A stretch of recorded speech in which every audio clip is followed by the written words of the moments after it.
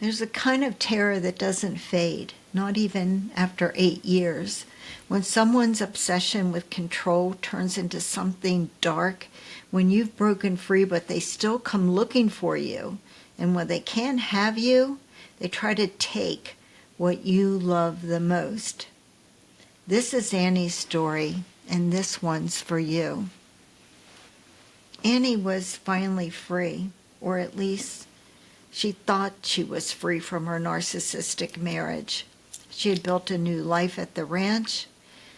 She was working, healing, rebuilding.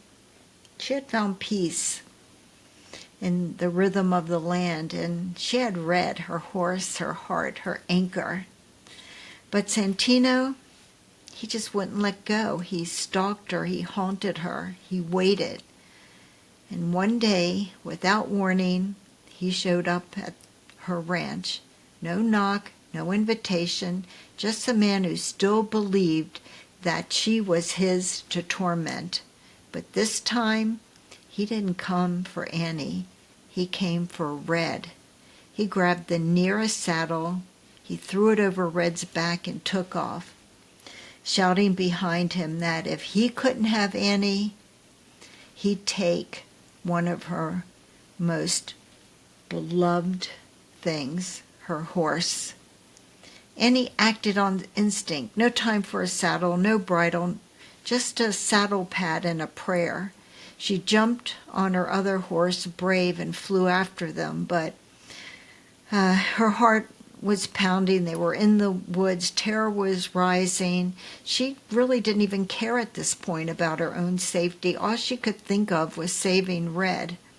But Brave, he was a retired older horse. He wasn't used to this activity, and he slipped on uneven ground. He didn't hurt himself, but when Annie fell off of him, she fell hard. The world spun. Her body was aching. She lay there. The wind was knocked out of her. Her panic was rising, and then was a sound that made her blood run cold. A gunshot. She couldn't move. She didn't even know she had 2 broken ribs and a sprained ankle. She couldn't even speak. She just obviously feared the worst. But then through the trees, she saw them. It was Red and Brave, and they were galloping toward her. They weren't running away. They were running back to Annie.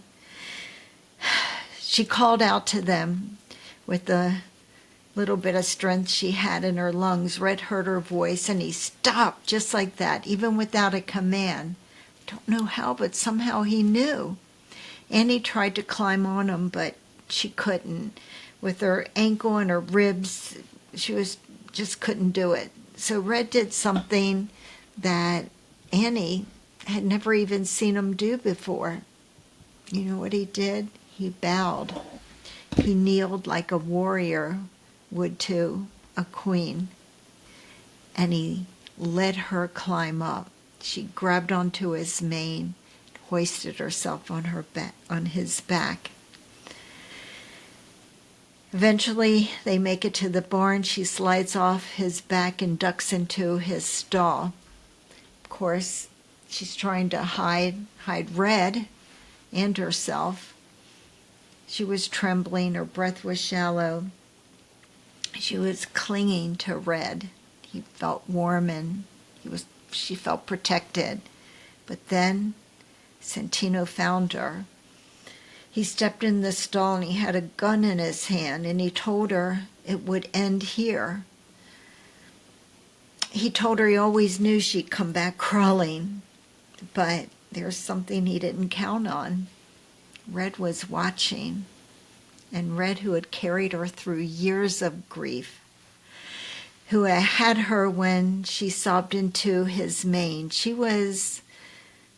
felt safe with Red when no one else believed her. And you know what he did? Red reared up. There was a crash, a scream, and Santino went down, and he went down hard. That day, Annie just didn't survive. She was carried home by the very thing that tried to steal her beloved horse. And here's the truth. When a narcissist can't own you, they'll try to destroy what brings you joy. But sometimes joy fights back. Sometimes love fights back. And sometimes a 1,200-pound guardian returns to say, you don't get to take this from her. Not anymore. To every survivor who's ever been hunted, haunted, or hurt, your peace is worth protecting, and your story isn't over. I'm Kyle Hackley, attorney and author of Undercurrent, and the host of the AreYouAnnie podcast. And until next time, I honor your truth. You are not alone, and I see you. Thank you so much for being here. I appreciate you. Bye until next episode.